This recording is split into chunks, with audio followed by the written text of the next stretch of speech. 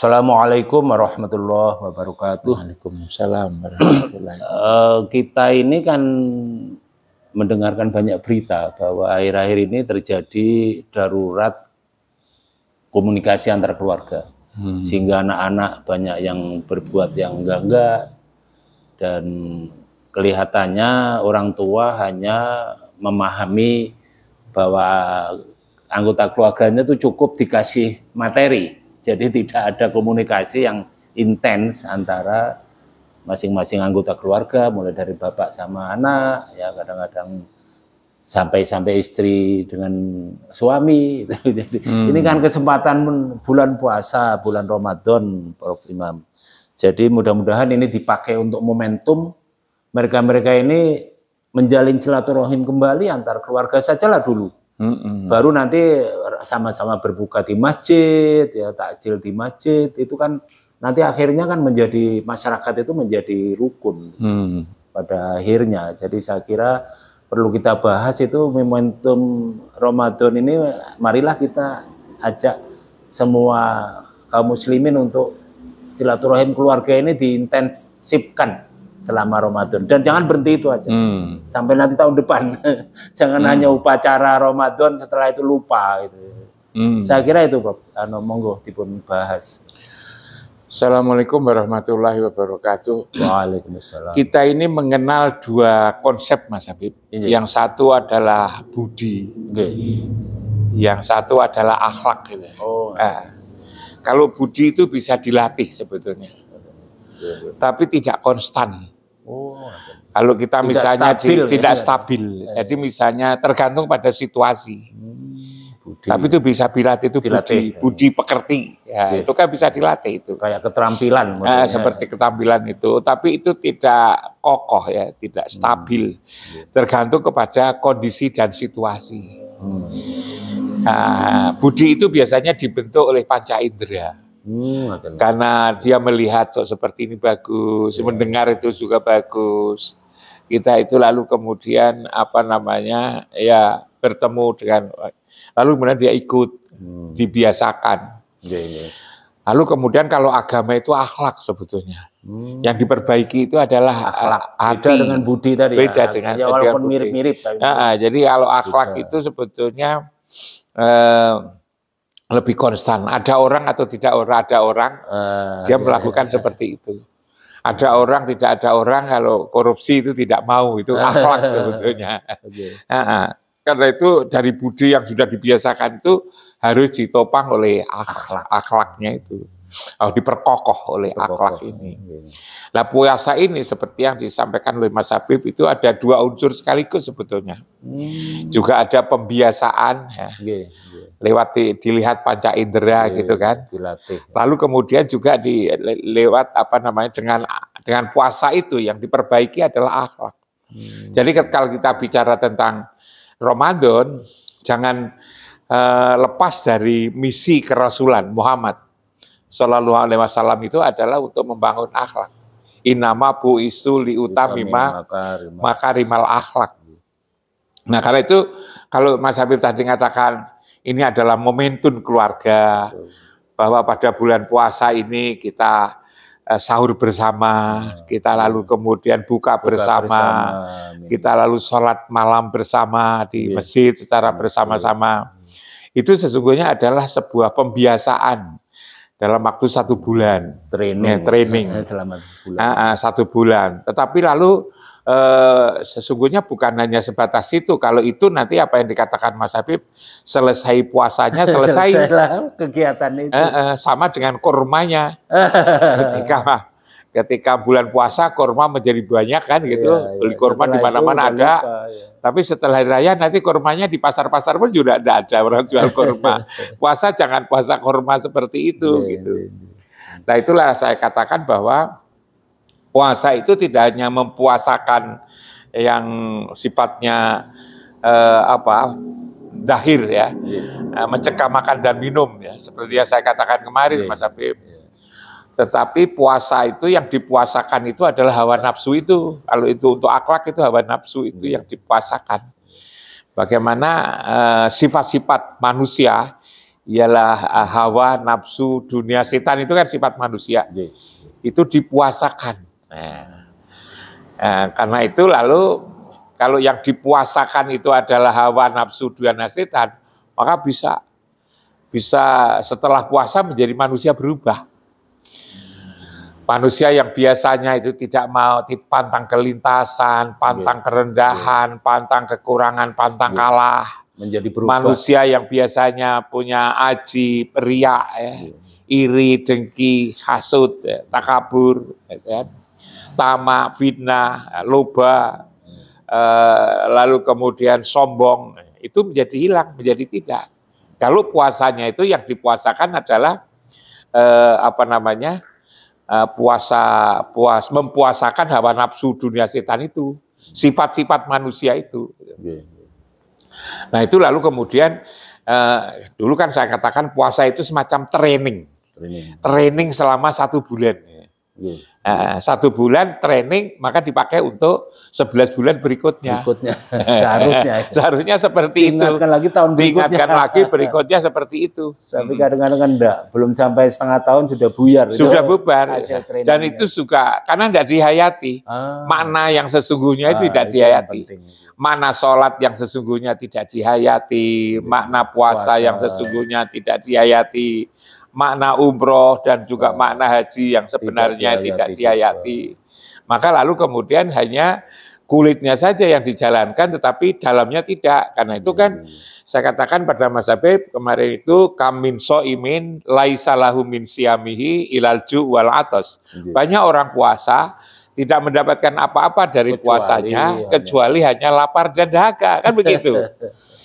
Tapi kalau Mas Habib mengatakan tadi bahwa hendaknya puasa itu bisa merekatkan hubungan suami istri, anak-anak, menantu, itu memang ini satu momentum yang luar biasa, yang bagus. Dan itu indah.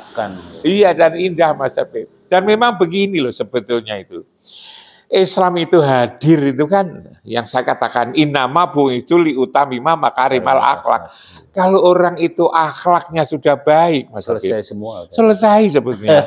Tidak ada saling merendahkan, tidak ada saling tengkar, tidak ada iri, tidak ada dengki, tidak ada permusuhan, tidak ada perusak, tidak ada dendam.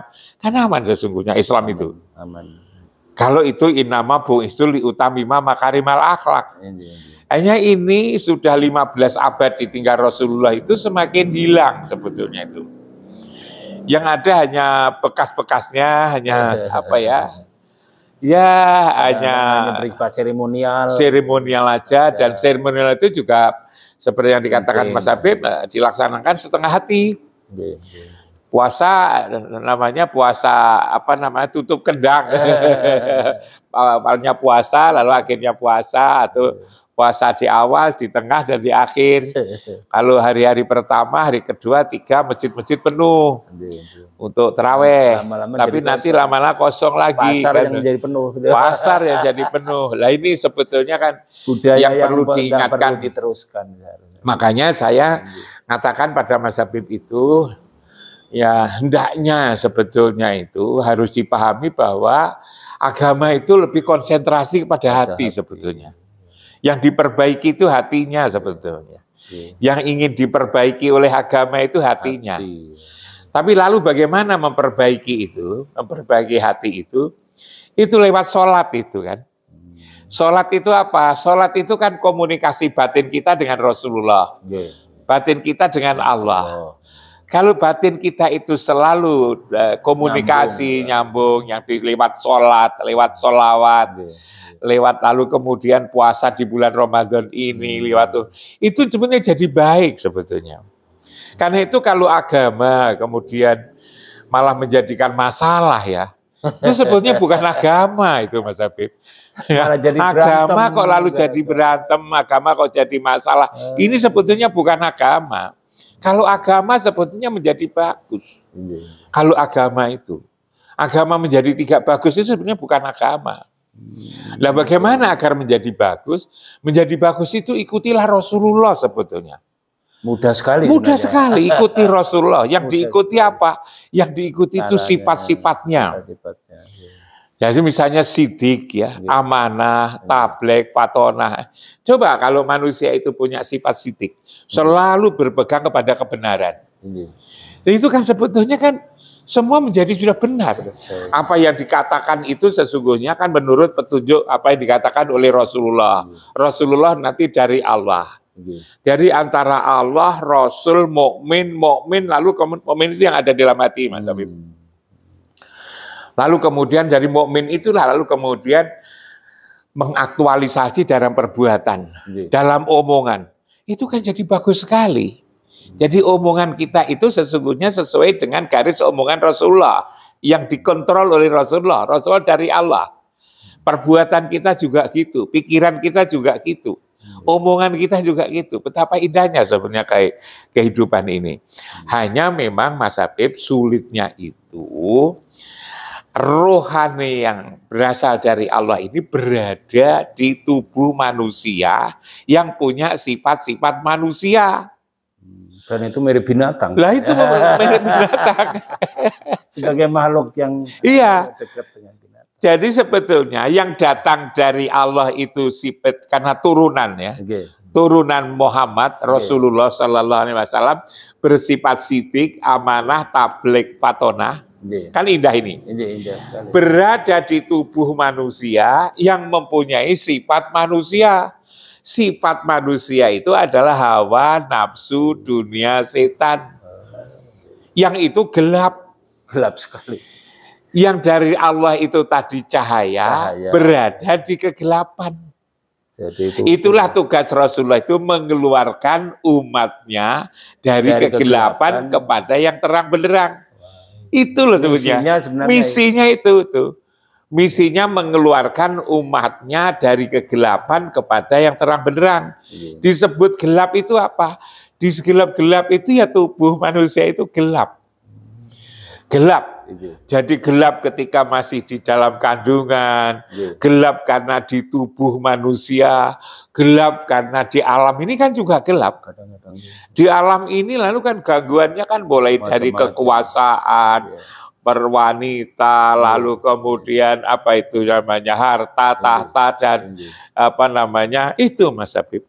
Ini lalu gelap. Jadi kita ini sesungguhnya rohani kita ini cahaya, lalu kemudian terlempar kepada dunia gelap. Agama itu sesungguhnya mengeluarkan dari kegelapan kepada yang terang benderang. Untuk keluar dari kegelapan ini bukan perkara gampang. Maka lalu perlu latihan, satu diantaranya adalah puasa itu tadi. Makanya yang dipuasakan bukan hanya perut, bukan hanya mencegah makan, minum, dan hubungan suami istri di siang hari, tapi memuasakan. Sebab kalau hanya sekedar dibikin lapar, dibikin haus, apa lalu kemudian bisa meraih tujuan puasa? Kayaknya nggak bisa. La'alakum tatakun. Puasa itu kan la'alakum tatakun.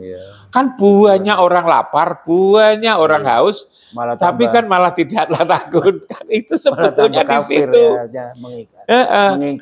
Mengingkari. Jadi sebetulnya lapar dan haus itu hanya tes case saja. Apakah ketika kamu lapar, ketika kamu haus, bisa mempuasakan hawa nafsu itu? Seringkali nggak bisa. Seringkali, makanya itu sesungguhnya adalah pekerjaan berat. Sama dengan misalnya sholat Mas Habib. Kalau sholatnya anak kecil aja, itu kan bisa kita ajak datang ke masjid, lalu kita takbiratul ihram, duduk berdiri, tegak berdiri, lalu baca Fatihah, ruku, i'tidal, sujud, bisa anak kecil itu. Tapi yang berat itu kan adalah tatkala kita kita katakan sholat, kita betul-betul nyambung dengan Allah dan Rasul. Batin kita ini dulu yang berat. Jangankan anak kecil, anak tua saja sudah bisa. Begitu Allahu Akbar yang diingat macam-macam itu. Makanya saya katakan pekerjaan sholat itu adalah pekerjaan yang paling berat. Kalau sholat itu dimaknai menyambung batin kita, rasa kita ini, kesadaran kita ini dengan Allah dan Rasul. Itu berat sekali itu. Begitu juga puasa menjadi berat, itu kan. Kalau puasa itu adalah puasa yang Biologis mempuasakan, yang tidak hanya biologis, tapi adalah yang bersifat batiniah itu. Susah gitu ya. Itu yang berat. Bagaimana ketika puasa mulai bangun tidur ya kita bisa menahan, tidak marah dengan anak, dengan istri, tidak ingin dipuji, tidak lalu iri kepada tetangga orang yang susah, yang sukses, tidak dengki, jengkel kalau ada orang sukses, tidak tamak, lalu tidak hasut, lalu kemudian tidak memfitnah, tidak loba, lalu tidak sombong, tidak merusak. Lalu kemudian tidak, ini kan berat banget sebetulnya itu. Dan yang dimaksud itu adalah perbuatan batin. Kalau itu perbuatan zahir kan kelihatan. Tapi kalau perbuatan batin siapa yang tahu? Kayaknya bagus gitu kan. Ternyata tahu-taunya lalu menjadi di rumah berpuasa atau makan di mana ditugasi mengamankan bangsa ini, jangan sampai narkoba masuk di dalam negeri. Tahu-tahu dia malah justru yang tukang membisniskan narkoba, disuruh ngamankan agar orang tidak nyimpang, ternyata dia sendiri yang menyimpangnya itu karena itu adalah perbuatan batin. Karena itu sebenarnya untuk memperbaiki bangsa ini sebetulnya puasa ini momentum yang sangat bagus untuk memperbaiki manusia ini tanpa ada anggaran, tanpa ada perencanaan, tanpa ada pengawasan, hanya diajak puasa yang benar, diajak sholat yang benar, diajak kalau umroh yang benar. Untuk apa? Memperbaiki hati ini. Karena itu sebetulnya negara itu punya kepentingan. Kalau negara itu sulit ngajak masyarakat Indonesia ini yang beragama Islam 85% ini, kalau diajak seperti ini luar biasa. Dampaknya luar biasa. Kenapa lalu Mas Habib terjadi ada kelompok-kelompok yang beraneka ragam? Ini karena mereka saya kok punya yakin ya, tidak menangkap esensi agama sebetulnya. Kalau mereka itu menangkap esensi agama, dia sadar bahwa tengkar itu tidak boleh, bahwa orang yang memperdebatkan ayat-ayat Quran itu tidak boleh. Maka untuk apa mempertaruhkan? Apalagi lalu kemudian Mas Habib, yang namanya agama itu lebih terkonsentrasi untuk ngurus yang ada pada dirinya sendiri. Bukan ngurus orang lain. Dalam beragama, Mas Habib ngurus Mas Habib sendiri. Mas Habib dalam beragama, Bu Habib ngurus Bu Habib sendiri. Saya dalam beragama ngurus saya sendiri. Istri saya beragama ngurus dirinya sendiri. Anak saya juga begitu. Semua memang disuruh berdakwah. Tapi dakwahnya itu harus mendakwahi dirinya sendiri. Memperbaiki dirinya sendiri dulu. Sebelum memperbaiki orang lain. Bahkan memperbaiki orang lain itu juga tidak bisa. Itu bukan urusan kita. Kita itu paling banter hanya disuruh untuk musyawarah. Musyawarah, watawasau bil haq, watawasau bis sabr itu. Jadi ini memang menurut hemat saya harus ada ya gerakan untuk merenungkan kembali esensi agama itu sebetulnya apa. Jangan-jangan esensi agama itu hilang. Termasuk esensi puasa itu apa. Bahwa puasa itu yang dipuasakan adalah hawa nafsu. Yang dipuasakan itu adalah yang ada dalam batin kita ini agar la'allakum tatakun. Tidak mungkin orang bisa menjadi baik hanya gara-gara disuruh lapar dan haus. Itu karena menjadi tatakun, menjadi bagus itu karena dilatih selama 1 bulan untuk mengendalikan dirinya sendiri. Saya kira itu Mas Habib kalau saya pahami dan saya katakan tadi bahwa ada budi dan ada akhlak. Budi dilatih, orang tuanya, ibunya melatih secara bersama-sama gitu kan. Makan bersama, sahur bersama, lalu saling menyapa, lalu kemudian datang ke masjid bersama. Itu kan kehidupan yang indah di masjid, nanti ketemu tetangga-tetangga yang tidak membedakan. antara suku, asal muasal, kekayaan, pendidikan dianggap sama, bahwa semuanya itu adalah inna akramakum indallahi atqakum. Kan bagus sekali Mas Hafid. Indah. Sangat. Mudah-mudahan para penonton sekalian ini memahami hakikat berpuasa. Jangan hanya seremonial. Jadi kelihatan ramai, tahu-tahu nanti menjelang akhir Ramadan menjadi sepi. Kemudian puasa diramaikan juga dengan berbagai macam makanan. Kadang-kadang ramai dijual, boleh-boleh saja. Tapi jangan hanya itu. Iya. Jangan hanya sekedar ramai itu. Jangan itu hati yang berubah. Hati yang berubah. Agama itu tertuju konsentrasi pada perubahan hati. Apa yang ada di dalam hati. Dikeluarkan dari kegelapan kepada yang terang. Mudah-mudahan banyak penonton yang memahami ini. Assalamualaikum warahmatullahi wabarakatuh. Waalaikumsalam.